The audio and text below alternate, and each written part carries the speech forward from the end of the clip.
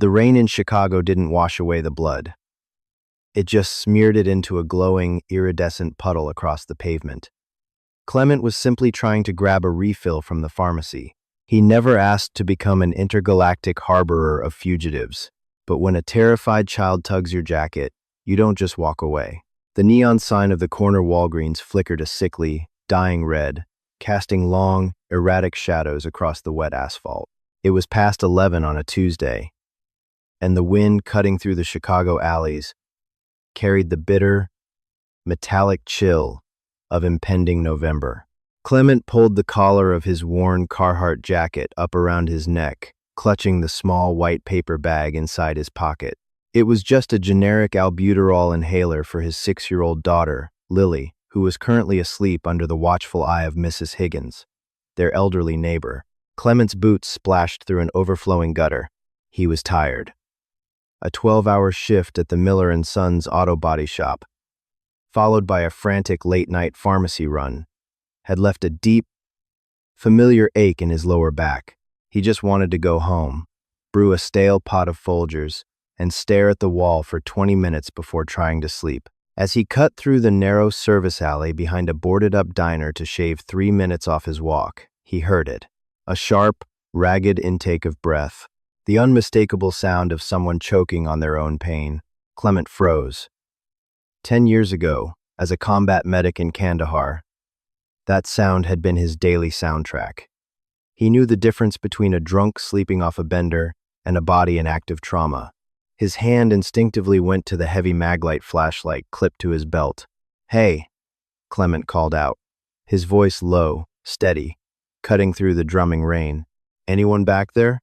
A sudden crash echoed from behind a rusted industrial dumpster.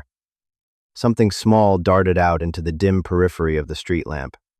Clement clicked his Maglite on, sweeping the beam through the sheets of rain.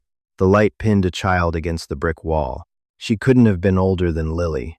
She was wearing what looked like a tattered, oversized moving blanket, completely soaked through. But it wasn't the rags that made Clement's breath hitch in his throat. It was her face. She looked mostly human, but her skin had a subtle, pearlescent shimmer, like the inside of an oyster shell. When she threw her arm up to block the glare of his flashlight, Clement saw that her fingers were slightly too long, ending in darkened, hardened tips. And her eyes, they were entirely jet black, lacking sclera, reflecting the flashlight's beam with a predatory, luminous gold ring around the center. Clement's heart slammed against his ribs. "What the hell am I looking at?" he thought, his rational mind scrambling to attribute it to a trick of the light, a rare medical condition, or pure exhaustion. The little girl didn't run. Instead, she took a trembling step toward him. She raised a small, pale hand, pointing back toward the dark space behind the dumpster. "Sir." Her voice was crystalline, vibrating with an almost melodic frequency that made Clement's ears pop. Her English was flawless, though it sounded like it was being spoken through an old radio. "Sir, Mommy can't walk." Clement stood paralyzed for exactly 3 seconds. Then, the training kicked in. It didn't matter if this kid was a mutant, a hallucination, or something out of a pulp magazine. A kid was begging for help. He stepped forward, lowering the beam of the flashlight so he wouldn't blind her. "Okay. Show me." The girl darted back behind the heavy steel dumpster. Clement followed, his boots crunching over broken glass and wet cardboard. The smell hit him first, not the usual alley stench of decaying garbage and stale urine, but a sharp, acrid scent like burning copper and ozone. He shined his light onto the ground. A woman was slumped against the brick wall. She shared the girl's pearlescent skin, though hers was currently a pale, sickly gray. She was tall, even folded over. Clement could tell she was pushing 6.5 feet. She wore a skin-tight suit made of a material that looked like woven carbon fiber, badly scorched and torn across the abdomen. From the jagged tear in her side, fluid was leaking out. It wasn't crimson. It was a thick, luminescent silver, pulsing sluggishly onto the wet concrete. Clement dropped to his knees. The woman's head lolled back, revealing a face of sharp, striking angles and 4 distinct, slit-like nostrils. Her jet-black eyes were rolled back, the golden rings dimming. "Mommy," the little girl whispered, kneeling in the puddle of silver blood. She looked up at Clement, her voice cracking. The bad men. Their lights hit her. She is leaking her life. Clement didn't ask questions. He didn't ask what planet they were from, or what bad men she meant. The woman was going into hemorrhagic shock. Biology was biology. Fluid loss was fluid loss. Hold this, Clement commanded, shoving the heavy maglite into the little girl's hands.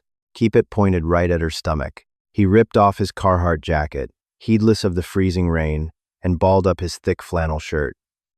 He pressed it directly into the gaping wound on the alien woman's side. The woman violently gasped, her eyes snapping open. A terrifying, inhuman hiss ripped from her throat, and her hand shot out, grabbing Clement's wrist with the crushing force of an industrial vice. Her long, hardened fingertips dug into his skin, drawing blood. "I've got you," Clement said, gritting his teeth against the pain in his wrist. He didn't pull away. He leaned his weight into the wound, applying maximum pressure. "You're bleeding out. You need to let me hold this here, or you're going to die in front of your daughter." The woman stared at him. She looked at his human face, the rain matting his brown hair to his forehead, then down to her daughter holding the flashlight. Slowly, her grip on his wrist relaxed, her hand falling limp onto the wet pavement. "My truck is 2 blocks away," Clement said, panting as he kept the pressure steady. He looked at the little girl. "What's your name?" "Sweetheart, Tali," the girl chimed softly. "Tali, I'm Clement. I'm going to pick your mom up. It's going to hurt her a lot, but we can't stay here. Can you carry the flashlight and stay right behind me?" Tali nodded, her tiny hands gripping the heavy metal flashlight like a lifeline. Clement slipped his arms under the woman's knees and behind her back. On 3. 1, 2, 3. He heaved her up. She was impossibly heavy, her bone density clearly far greater than a human's. Clement's knees popped, his lower back screaming in protest. But he locked his joints and stood up. The woman groaned, a low, oscillating hum of pain. "Let's move," Clement grunted, stepping out of the alley and back into the unforgiving storm. The drive to Clement's small, single-story home in the suburbs of Oak Park was a blur of paranoid mirror checking. His rusted 2011 Chevy Silverado rumbled through the wet streets, the heater blasting on maximum. Tali sat in the middle seat, shivering, her black eyes locked onto her mother, who was sprawled awkwardly in the passenger seat. Clement's blood-soaked flannel still pressed to her side. Clement's mind was racing. No hospitals. That much was obvious. You don't walk into a Chicago ER with a 7-foot-tall woman bleeding quicksilver. The government would be there before she even cleared triage, and Tali would be locked in a lab somewhere. He turned down his quiet, tree-lined street and hit the button on his sun visor. The detached garage door groaned open. Clement pulled the truck straight in, killing the engine and immediately hitting the button to shut the door behind them. The moment the garage hit the floor, blocking them from the outside world, he let out a breath he felt he'd been holding for miles. "Okay," Clement said, leaping out of the cab. "Tali, stay here for a second." He ran to a heavy steel workbench at the back of the garage. Behind cans of WD-40 and half-empty quarts of Pennzoil motor oil was his old military trauma kit. He hadn't opened it in years, but he checked the inventory every 6 months like a religious ritual. He pulled the heavy bag out, throwing it onto the hood of the Chevy. He then dragged an old, sturdy folding table to the center of the garage, sweeping aside a pile of spark plugs and shop rags. "Tali, open her door," Clement ordered. Together, they managed to haul the unconscious woman out of the truck and lay her flat on the folding table. Under the harsh, buzzing fluorescent lights of the garage, the full reality of what Clement had dragged into his life settled over him. Her skin wasn't just pearlescent. It had a microscopic scale-like texture. The silver blood had stained the passenger seat of his truck permanently. Clement snapped on a pair of black nitro gloves. "Tali, does your mom have anything inside her? Bullet? Shrapnel?" Tali shook her head, her eyes wide. "A plasma graze. It burned the outer dermis and tore the vascular tubing." Clement paused, looking at the little girl. Vascular tubing. Right. He carefully peeled back his soaked, ruined flannel shirt. The wound was horrific, a deep, cauterized groove that had ruptured violently. The silver fluid was still leaking. He didn't know how her circulatory system worked, but the principle of plumbing was universal. Plug the hole. He grabbed a bottle of saline from his kit and flushed the wound. The woman, Vielle, as Tali had tearfully whispered during the drive, seized violently, her back arching off the table. "Hold her shoulders," Clement shouted to Tali, who scrambled onto a step stool to press her small hands against her mother. Clement grabbed a packet of quick-clot combat gauze. "I don't know if human coagulants will react with her blood," he muttered to himself, "but we're out of options." He packed the gauze tightly into the deepest part of the laceration.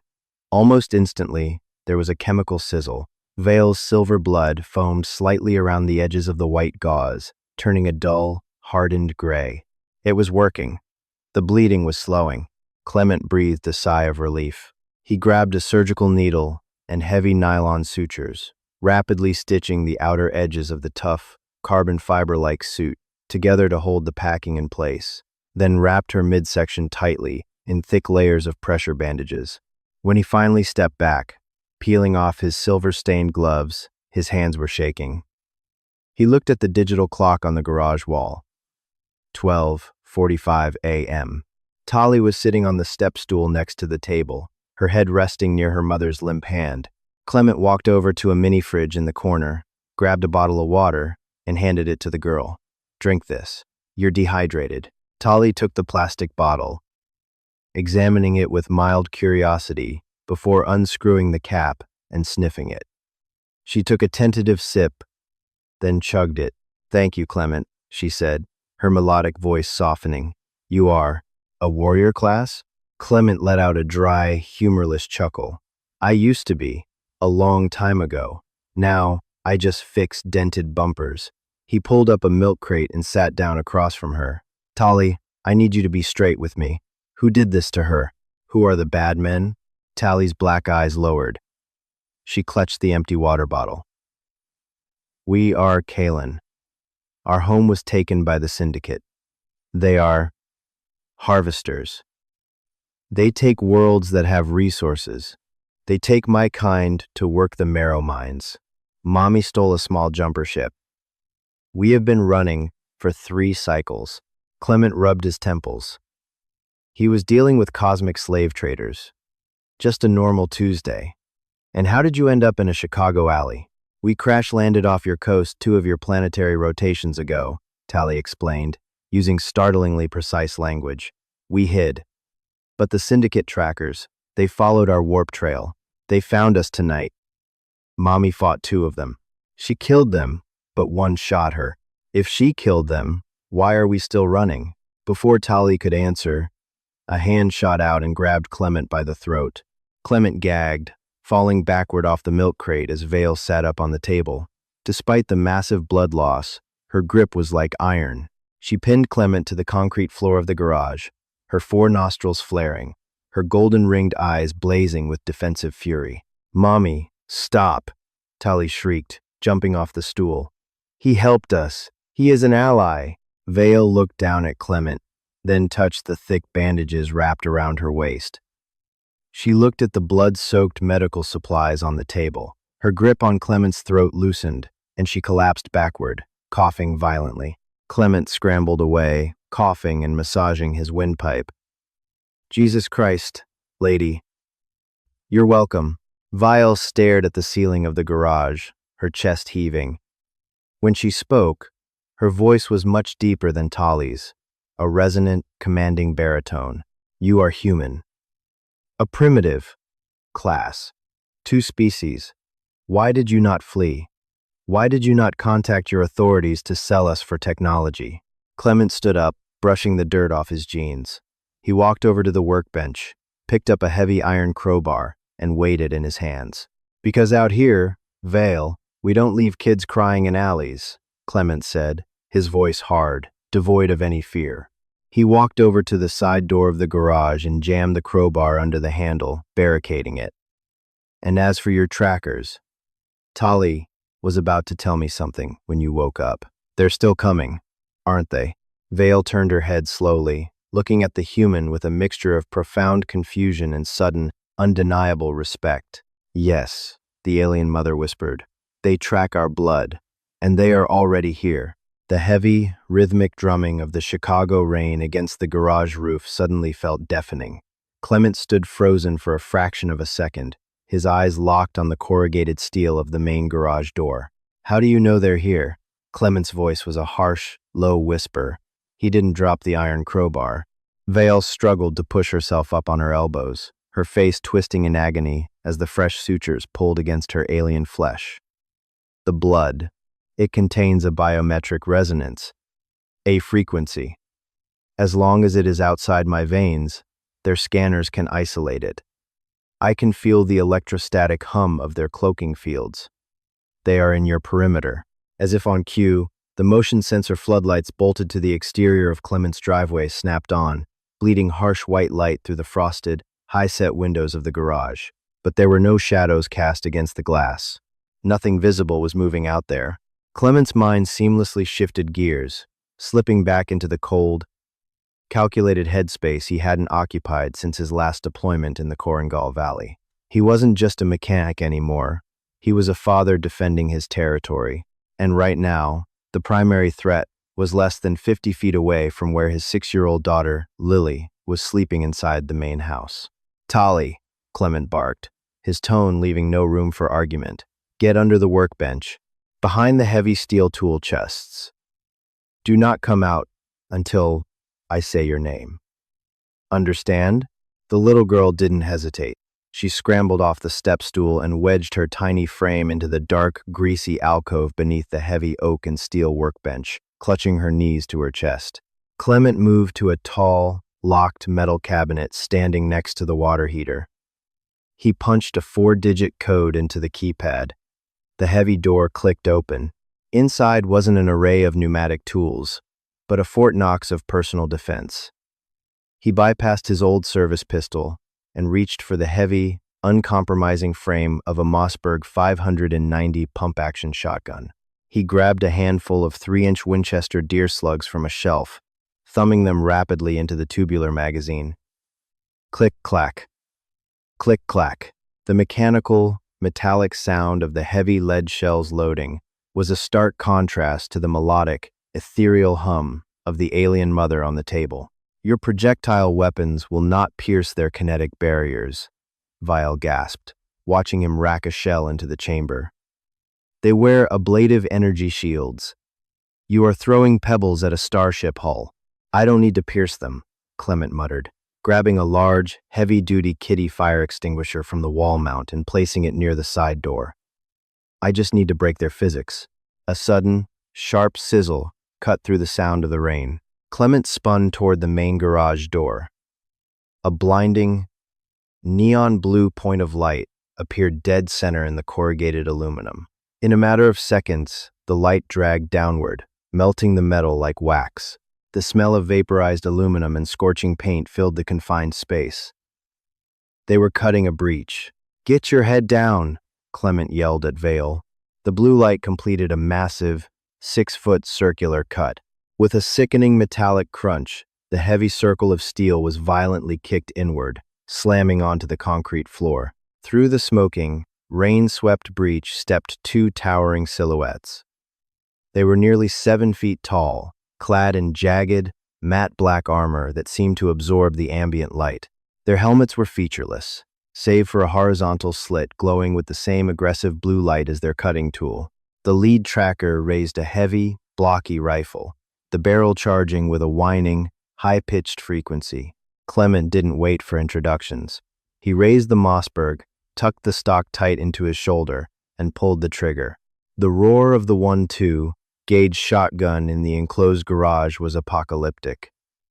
The 1-ounce lead slug, traveling at 1,600 feet per second, slammed dead center into the lead tracker's chest.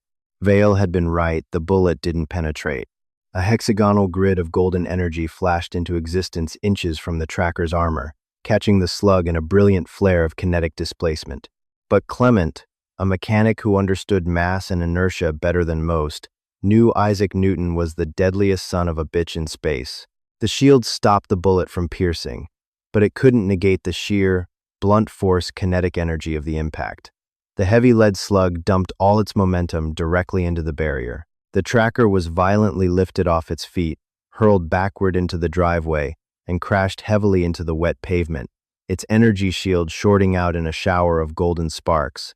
The second tracker froze, its glowing blue visor locking onto Clement in obvious shock. It hadn't expected the primitive human to wield handheld artillery. "Welcome to Chicago, asshole," Clement roared, pumping the shotgun and firing again.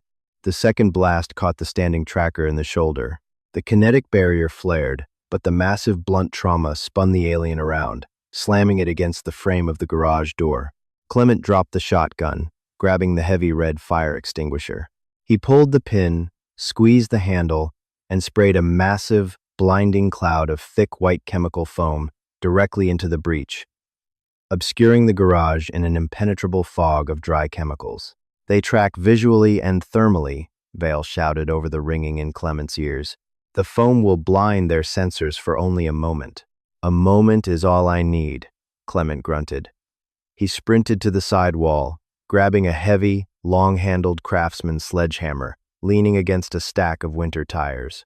As the second tracker stumbled forward through the dissipating white foam, raising its plasma rifle blindly, Clement swung the sledgehammer like a major league batter. The 10-pound forged steel head bypassed the malfunctioning, flickering energy shield and connected directly with the alien's helmet. The sickening crack of shattered composite armor echoed through the garage. The tracker crumpled to the floor, instantly neutralized, dark purple fluid leaking from the fractured helmet. Clement stood over the massive alien, his chest heaving, his breath visible in the cold, chemical-laced air. He looked out into the rain-slicked driveway. The first tracker he had shot was gone. "We need to move," Clement said, tossing the bloody sledgehammer aside and picking up his shotgun. "That one outside is calling for backup. And the noise is going to wake up the whole damn neighborhood."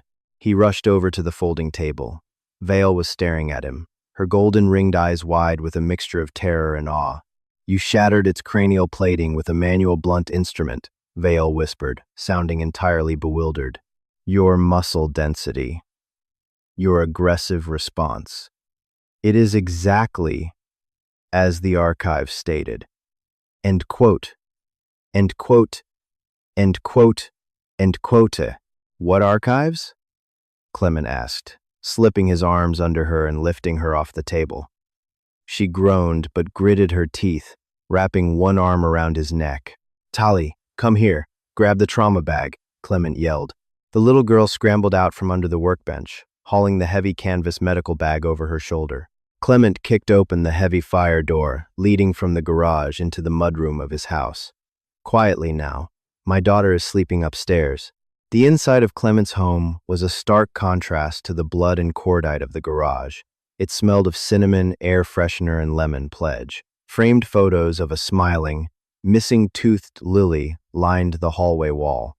Clement carried Vielle into the living room, laying her carefully on the long, brown leather sofa. Tali stood nervously by the coffee table, her black eyes darting around the domestic setting, lingering on a brightly colored Fisher-Price toy left on the rug. "I have to go upstairs and get Lily and Mrs. Higgins," Clement said, checking the remaining shells in his shotgun. "I'm going to put them in my truck, and we are driving out of here before the cops or more of your friends show up." "They are not my friends," Vielle corrected, her breathing shallow but steadier now that the bleeding had stopped. "And you cannot use your vehicle. The tracker outside. He has marked your perimeter. They will lock onto the thermal signature of your engine block and incinerate it from orbit, or send a dropship to intercept." Clement stopped at the foot of the stairs. "Orbit? You've got a spaceship hovering over Oak Park right now?" "A cloaked frigate in your upper stratosphere," Vale confirmed. She looked at Clement, her expression softening into something resembling guilt. "Clement, I must confess, our landing on this planet was not a random navigational error." Clement's grip on the shotgun tightened. "Explain. Fast. The Syndicate classifies your solar system as a restricted zone, a death world," Vale explained, her melodic voice tinged with respect. Your gravity is crushing compared to standard galactic norms. Your atmosphere is filled with corrosive oxygen. But most importantly, your species is infamous. Humans are considered brutally resilient, highly tribal, and terrifyingly aggressive when you're young or threatened. Clement stared at her. You used us as a shield. Vale bowed her head slightly. We had nowhere else to run. I routed the jumper ship to Earth, praying that if the trackers followed us into the lower atmosphere, the native apex predators your kind would engage them. I did not mean to bring a war to your sanctuary, but when Tali begged for help, and you did not hesitate, I knew the legends of human ferocity and pack bonding were true. Clement let out a long, frustrated exhale, rubbing his face with his free hand. He was furious, but looking at Tali, who was shivering and clutching the medical bag, the anger evaporated. He couldn't blame a desperate mother for throwing a Hail Mary to save her kid. He would have burned down the entire galaxy to keep Lily safe. Fine, Clement said, his voice flat, but if they are tracking the biometric frequency of your blood, and your blood is currently smeared all over my garage, my truck, and my driveway, we can't hide. We need a distraction, something to blind their scanners permanently. Clement's eyes darted toward the kitchen, then toward the laundry room down the hall. Your blood, Clement started, pacing toward the kitchen. It's a heavy metal base, right? Silver, copper, something conductive? It is a mercury-palladium alloy, Vale replied, confused by the question. It carries oxygen with profound efficiency. Clement stopped in the doorway of the laundry room. Mercury and palladium. Heavy metals react violently to halogens and strong oxidizers. He pulled open the utility closet and grabbed 3 massive, gallon-sized jugs of Clorox bleach, along with a heavy jug of industrial ammonia he used for deep cleaning engine parts. What are you doing? Val asked. Chemistry, Clement said grimly. If they are scanning for the biological frequency of your blood, we're going to give them a massive, localized signal flare, and then we're going to destroy their scanners with a corrosive vapor cloud. He rushed back into the living room, setting the jugs on the floor. Tali, I need you to stay with your mom. Do not move from this couch. Clement sprinted up the carpeted stairs, taking them 2 at a time. He bypassed his own room and pushed open the door to the guest bedroom. Mrs.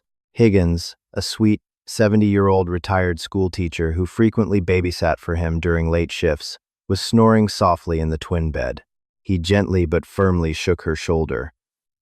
Eleanor. Eleanor, wake up. Mrs. Higgins gasped, sitting up and clutching her floral nightgown. Clement? Good heavens, what time is it? Is Lily okay? Lily is fine, but we have a major emergency, Clement lied smoothly, keeping his voice calm to avoid panic. There's a massive gas leak in the neighborhood. The fire department is evacuating the block. I need you to get up, put your coat on, and go down to my basement. The storm shelter. The basement? But if it's a gas leak, the main line blew near the street. The basement is completely sealed with a separate ventilation system, Clement insisted, using his authoritative medic voice. I'll go get Lily. Hurry. Eleanor.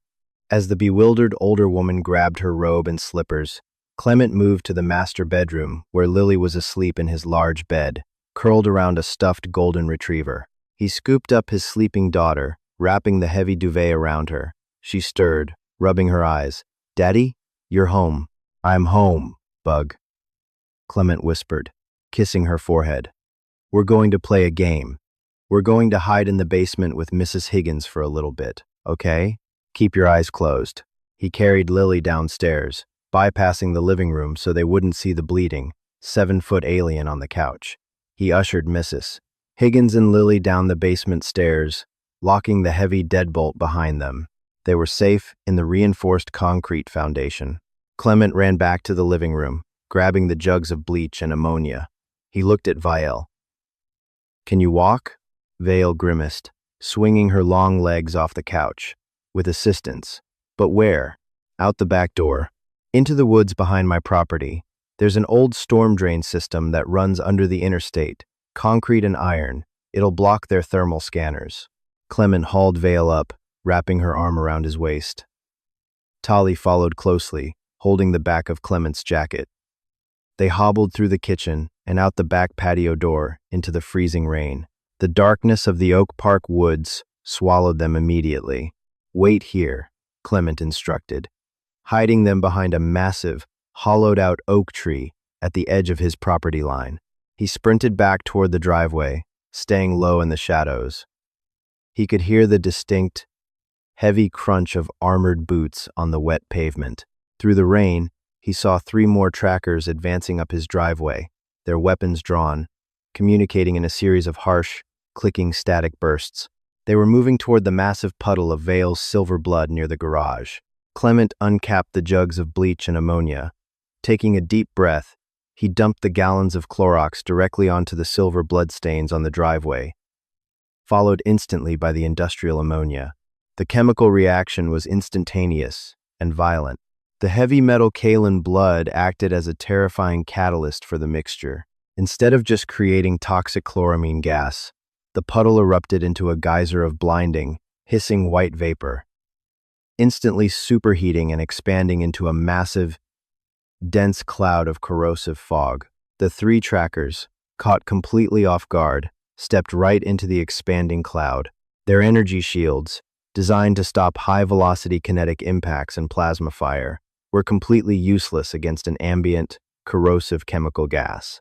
The halogens immediately reacted with the alien metals in their armor and their respiratory filters. A horrific, synthesized screech of agonizing static erupted from the trackers as their visors melted and their weapons shorted out. The intricate electronics eaten away by the aggressive earth chemicals. They collapsed onto the driveway, clutching their helmets, thrashing blindly in the toxic fog. Clement didn't stick around to watch. The gas would dissipate soon in the heavy rain, but it had effectively blinded their tracking node and destroyed the immediate threat. He turned and sprinted back into the woods, the rain washing the chemical sting from his eyes. He reached the oak tree, sliding down the muddy bank to where Vile and Tali were hiding. "It's done," Clement panted, hauling Vale back to her feet. "Their scanners are blind, and the assault team is down. Let's get to the storm drains." As they trudged through the mud and darkness, the distant wail of Chicago police sirens finally began to pierce the night. The neighbors had called it in. The cops were coming. Vale leaned heavily on Clement, her golden eyes fixed on his profile in the dark. "You engineered a chemical weapon using primitive household solvents in less than 3 of your minutes.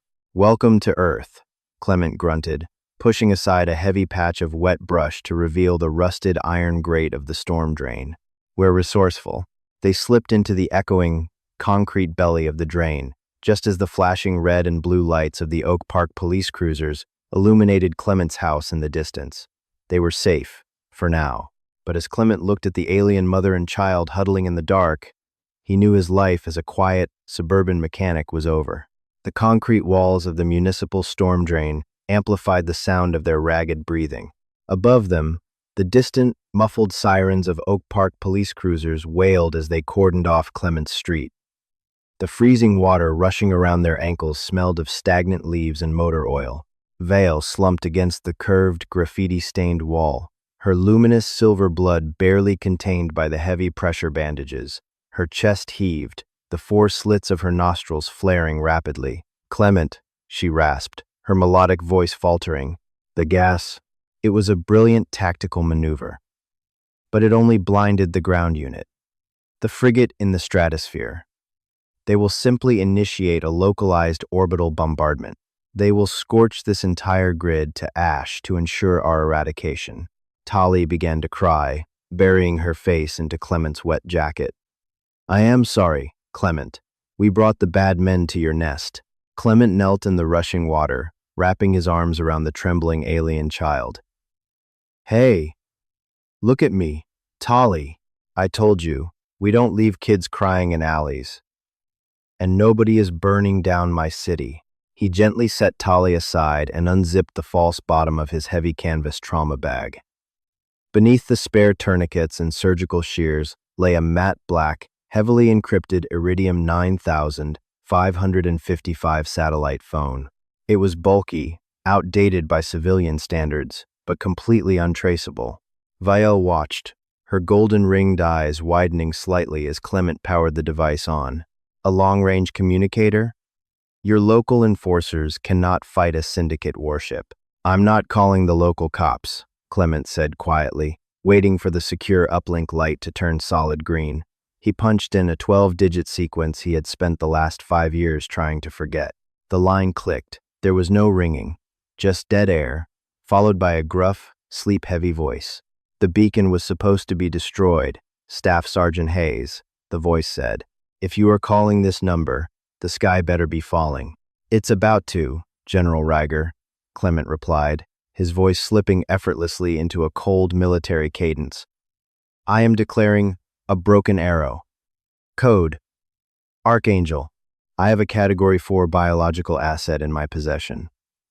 2 of them, mother and child, hunted by hostile extraterrestrial combatants. Silence hung on the line for 3 agonizing seconds. Location? General Thomas Reiger finally asked, the sleep entirely gone from his voice.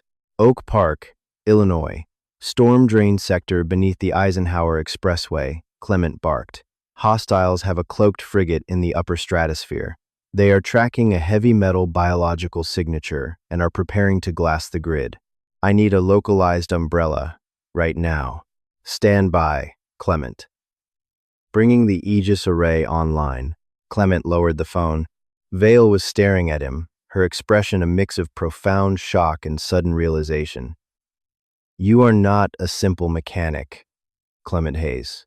I used to be a recovery specialist for the Defense Intelligence Agency, Clement admitted, his eyes hardening.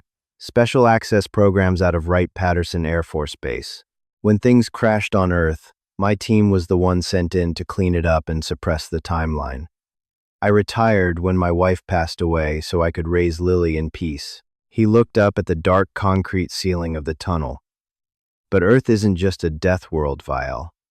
It's a heavily militarized quarantine zone, and humanity doesn't like trespassers. Suddenly, the encrypted phone in Clement's hand crackled. Hayes, we have a thermal lock on a massive vessel attempting to break the troposphere above your sector. We have illuminated them with the orbital targeting lasers of the Project Thor kinetic network. They are painted. Should we drop the tungsten rods? Before Clement could answer, a low, subsonic rumble shook the concrete beneath their feet. It wasn't an explosion. It was the sheer atmospheric displacement of something massive breaking the sound barrier in reverse. Vial closed her eyes, a look of overwhelming relief washing over her sharp, alien features. They are retreating. Their sensors detected your planet's orbital weapon lock. The Syndicate are cowards when faced with overwhelming kinetic superiority. They have initiated a warp jump out of the system. Stand down, General, Clement said into the phone. The bird has flown, but I have 2 refugees here who need high-level medical triage and absolute asylum. In exchange, they have a lot to teach us about Syndicate propulsion and shielding. Understood, Staff Sergeant. Black Suburbans will be at the drain exit in 4 minutes. Welcome back to the fold. Clement hung up the phone. He reached down, offering his hand to Vale. The towering Kalen woman looked at his scarred, human hand, then gripped it firmly, letting him pull her to her feet. Tali grabbed his other hand, her black eyes shining with a new, profound awe for the bruised, soaking wet human who had stood between them and the stars. The blood in the alley washed away, but the bond forged in the freezing Chicago rain remained unbreakable. Clement never returned to the auto shop. Instead, within the classified underground levels of Wright-Patterson, 2 families from different stars built a life together. Vial provided the galaxy's secrets, and Clement provided the sanctuary. For the Kalen refugees, Earth was no longer a death world. It was simply called home.